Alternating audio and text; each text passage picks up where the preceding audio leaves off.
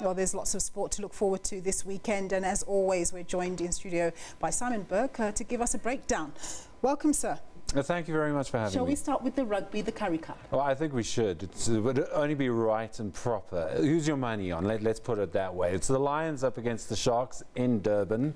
I know you've got a soft spot for the Lions.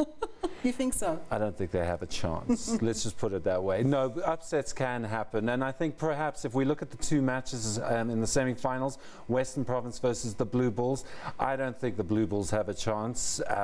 They're just not up to snuff. I think Western Province is extremely good in this competition especially. They've changed their fly half, but they brought in Damian Willems, so that might just make them even more deadly.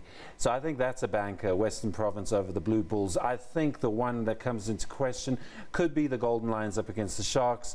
The Sharks, yes, also another formed team of the Currie Cup, but the Golden Lions are used to playing in the business end of competitions, in their guise as a Super Rugby franchise. They've made it to 3 finals.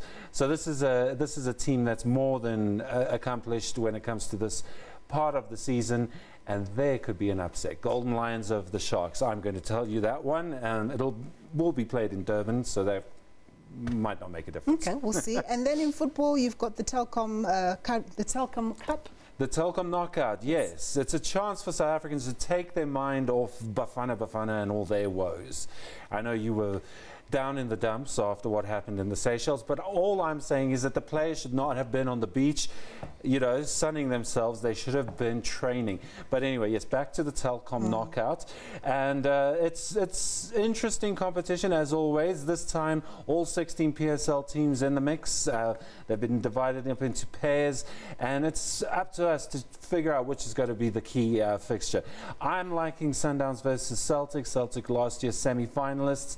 That could be interesting. And then, of course, defending champions Bidvest Wits away to Free State Stars. 2 very accomplished teams when it comes to cup matches. And then, of course, let's mention the 2 Soweto Giants. Pirates up against Chipper United, a tricky encounter for Orlando Pirates, and an equally tricky one for Kaizer Chiefs up against Black Leopards. But it is the first round, so we'll have to talk more on that in the future. And then with tennis, we have the Davis Cup. Yeah, no, that was looking great. That was looking amazing. Head-to-head against Portugal, South Africa versus Portugal. We didn't have a bad record against them, and we had a pretty strong team going into this. But I can tell you that the first rubber has already been concluded, and Lloyd Harris has lost 6-1, 6-1 to Pedro Sousa in the first singles match. Next singles match is up, Nick Scholz versus João Sousa. So those are the 2 matches for today. Hopefully we can level the scores and go into tomorrow, where it will be the doubles, Raven Klaasen and Ruan Olofse, and then the reverse singles.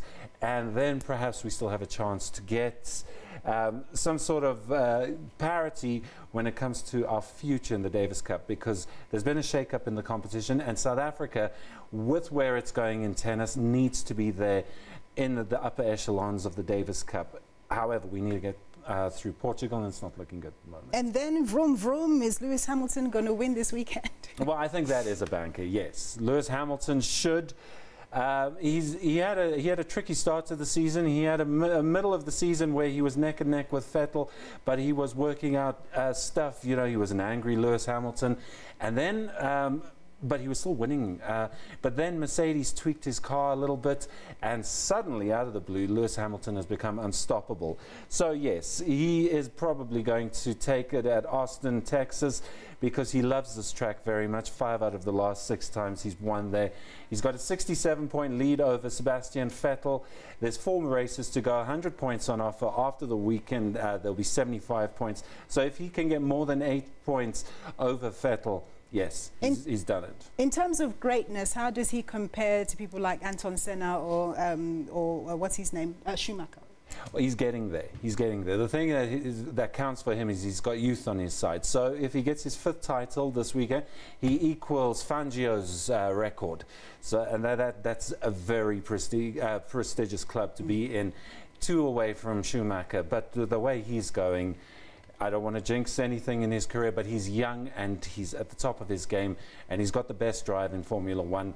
Let's see what Ferrari bring to the table next season. But right now, Hamilton, yeah, I think a dead certainty to get his fifth title and to just go stronger and stronger over the seasons. Okay, we'll watch that space. Thanks very much, Simon. Absolutely. As always, our sports reporter, Simon Burke, giving us the lowdown on what we can expect this weekend. Well, it's goodbye from the On Point team. Have a fabulous weekend.